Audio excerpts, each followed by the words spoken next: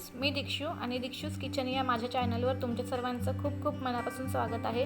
तर फ्रेंड्स, तुम्ही जर माझ्या चॅनलवर नवीन असाल तर प्लीज माझ्या चॅनलला सबस्क्राईब करायला विसरू नका, त्याचबरोबर बेल आयकॉनलाही क्लिक करा। तर आज मी बनवणार आहे सांबार। तर चला तर मग आता आपण आपल्या रेसिपीला सुरुवात करूया। तर इथे तुम्ही बघू शकता मी हा टोप तापत ठेवला होता। तर यात मी आता तेल घालून घेते आहे।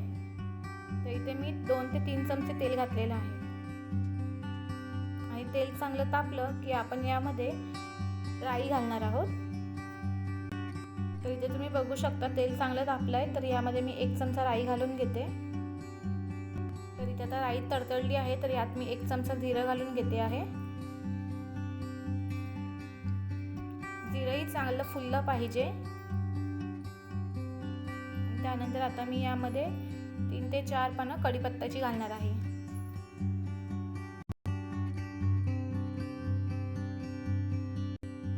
त्यानंतर इथे आता मी एक बारीक चिरलेला कांदा घालून घेणार आहे आणि चांगलं व्यवस्थित आपल्याला हे परतून घ्यायचं आहे।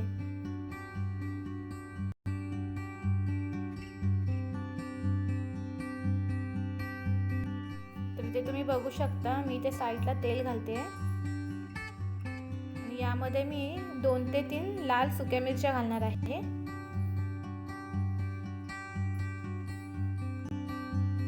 या मिरच्या आपल्याला तेलामध्ये चांगल्या अशा मिक्स करून घ्यायच्या आहेत। तुम्ही या सुक्या मिरच्या तेलामध्ये आधी घातला तरी चालेल, मी आता घालते आणि आता हे व्यवस्थित आपण सर्व मिक्स करून घेऊया। त्यानंतर यात आता मी थोडंसं हिंग घालून घेते।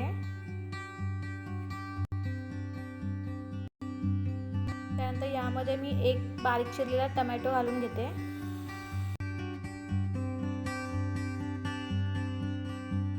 आणि आता हे सर्व आपण मिक्स करून घेणार आहोत।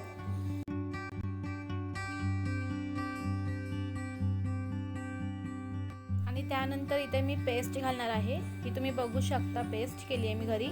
यात मी 2 हिरव्या मिरच्या ज्या कमी तिखट असतात त्या, आलं, लसूण आणि कोथिंबीर घातलेली आहे आणि त्याची मी पेस्ट केली होती, तिथे मी थोडी घालते। आणि लक्षात ठेवा ही पेस्ट आपल्याला एकदम पातळ करायची नाही आहे, थोडीशी जाडसर ठेवा। आणि ते सर्व मी मिक्स करून घेते।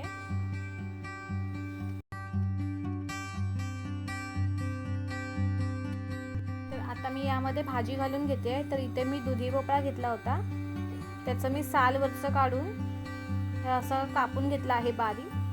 त्यानंतर इथे मी शेंगा घालून घेणार आहे। तुम्ही यामध्ये गाजर वगैरे सुद्धा घालू शकता, तुम्हाला जी भाजी पाहिजे ती तुम्ही घालू शकता।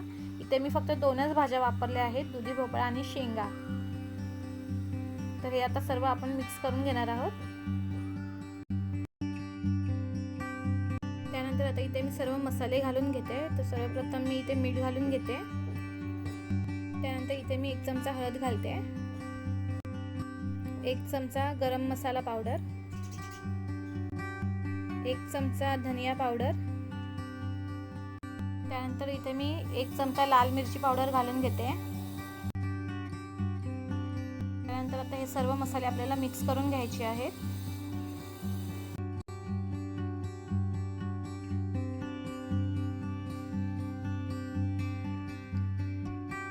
आणि आता जी मी डाळ उकळत ठेवली होती ती डाळ मी ह्याच्यात घालून घेते आहे। तिला मी चांगलं असं बारीक करून घेतलं आहे, तुम्ही बघू शकता। जराही जाड ठेवली नाही आहे, हिला चांगलं असं मी स्मॅशरने पूर्ण स्मॅश करून घेतलं होतं डाळीला। आणि आता हे चांगलं असं मिक्स करून घ्यायचं आहे।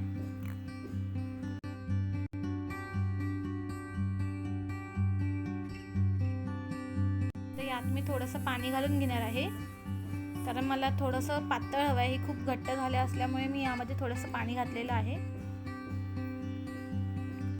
आणि आता शेवटला मी हा सांबार मसाला घालणार आहे, तुम्ही बघू शकता। इथे मी 2 चमचे सांबार मसाला घालणार आहे आणि व्यवस्थित असं आपल्याला हे सर्व मिक्स करून घ्यायचं आहे।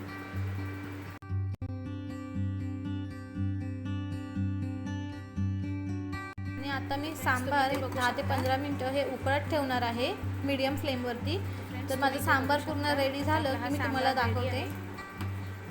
तर फ्रेंड्स, आता हे सांबार बनवून झालेलं आहे। तर आता यावरती मी थोडीशी कोथिंबीर घालून घेते आणि तुम्हाला माझी सांबारची रेसिपी कशी वाटली हे मला नक्की कमेंट्समध्ये सांगा.